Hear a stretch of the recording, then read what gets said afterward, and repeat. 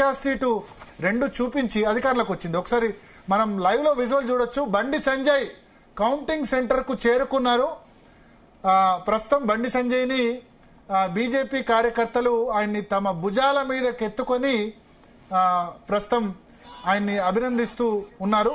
నిజంగా ఇక్కడ చెప్పుకోవాలి స్పందన, బండి సంజయ్ కంట్రిబ్యూషన్ ఈ ఎన్నికల్లో అంటే మిగతా ఎంపీలు ఎమ్మెల్యేలకి సంబంధించి వాళ్ళు కూడా కృషి చేశారు. కానీ హోంశాఖ సహాయ మంత్రి పదవిలో ఉండి కూడా ఆయన పూర్తిగా కరీంనగర్లో మకాం వేశారు. దీన్ని ఒక సవాల్గా తీసుకున్నారు. సవాల్గా తీసుకొని టీచర్ గ్రాడ్యుయేట్ సంబంధించి కరీంనగర్ చాలా క్రూషియల్. ఎందుకంటే కరీంనగర్ ఆలఫోర్స్ నరేందర్ రెడ్డి కరీంనగరే, ప్రసన్న హరికృష్ణది కరీంనగరే. 3,50,000 ఓట్లలో 1,08,000 ఓట్లు కరీంనగర్. 33% కరీంనగర్ జిల్లా, ఉమ్మడి కరీంనగర్ జిల్లాలో ఉన్నాయి. ఆయన బాధ్యత తీసుకొని దాన్ని అక్కడే మకాం వేసి ఎస్పెషల్లీ టీచర్ ఎన్నికల్ని ఒంటి చేత్తో ఆయన గెలిపించారు. ఎట్లా అంటే 317 జీవో గురించి ఆయన చేసిన పోరాటం ఇంతకుముందు కూడా చెప్పాను. 317 జీవో అప్పుడు టీఆర్ఎస్ ప్రభుత్వం తీసుకొచ్చినప్పుడు ఆయన నిరాహార దీక్ష చేశారు. నిరాహార దీక్ష ఆయన ఎంపీ కార్యాలయంలో చేస్తే పోలీసులు కిటికీలు తలుపులు బద్దలు కొట్టి గ్యాస్ కట్టర్లతో తలుపులు కట్ చేసి బీజేపీ కార్యకర్తలు ఉంటే రాత్రికి రాత్రి ఆయన అరెస్ట్ చేశారు. సో అప్పుడు అసెంబ్లీ ఎన్నికల్లో ఆయన బాధపడ్డారు కొంచెం. ఏంటంటే అరే నేను ఇంత 317 జీవో గురించి ఫైట్ చేశా కదా, ఏ రాజకీయ పార్టీ నాయకుడు చేయలేదు కదా, రేవంత్ రెడ్డి చేయలేదు, మిగతా కాంగ్రెస్ లీడర్స్ కూడా మాట్లాడారు, కానీ నిరాహార దీక్ష ఎవరు చేయలేదు.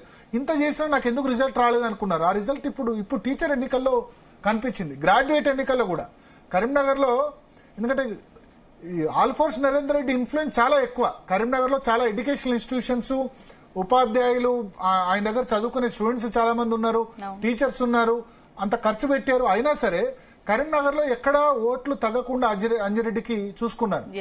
ప్లస్ రోజు మీడియాలో ఏదో ఒక విధంగా స్టేట్మెంట్ వచ్చే విధంగా ఒకటి అదేమన్నారు, ఇండియా పాకిస్తాన్ మ్యాచ్ తో కూడా పోల్చారు. ఇండియా టీం మేమైతే కాంగ్రెస్ పాకిస్తాన్ టీం అన్నారు. రేవంత్ రెడ్డిని రోజుకో విధంగా క్రిటిసైజ్ చేశారు. బీఆర్ఎస్ ను, కేటీఆర్ ను కూడా రోజుకో క్రిటిసిజం చేసిన పరిస్థితి. బీసీ రిజర్వేషన్స్ సంబంధించి కూడా ఆయన ముస్లింలను బీసీలో కలిపితే ఎట్టి పరిస్థితుల్లో ఒప్పుకోమని చెప్పారు కదా.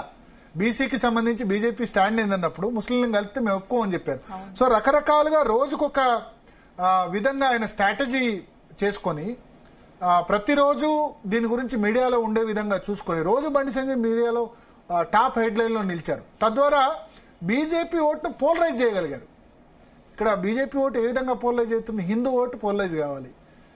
మనకు అక్కడ ఏముంది? కాంగ్రెస్ పార్టీ సంబంధించి private schools, teachers, direct contacts, SC ST minority ఈ ఓటర్లు అయితే బీసీ ఓటర్లు, అగ్రవర్ణ ఓటర్లు పోలరైజ్ చేసుకునే విధంగా బండి సంజయ్ రోజు ఆ విధంగా స్టేట్మెంట్స్ ఇచ్చారు.